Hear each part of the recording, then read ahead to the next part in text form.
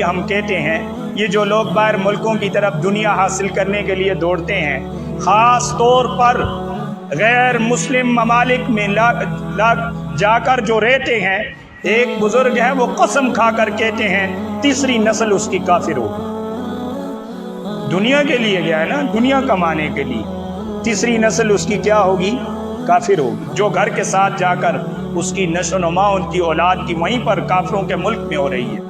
اور پھر مرعوبیت تو ان کے ذہنوں میں آ جاتی ہے، اسلام کی حقانیت، ہاں اللہ کے دین کی دعوت کے لیے، اللہ کے دین کی سربلندی کے لیے، اللہ کے دین کی اشاعت کے لیے کوئی نکلتا ہے، اس کے ایمان کی کیفیات اور اس کے ایمان کا لیول اللہ اور بڑھاتا ہے، اس کا کیا ہے؟ بڑھتا ہے۔ وہ اپنی جان، مال، وقت اپنے وطن کو چھوڑ کر ہجرت کر رہا ہے، چاہے وہ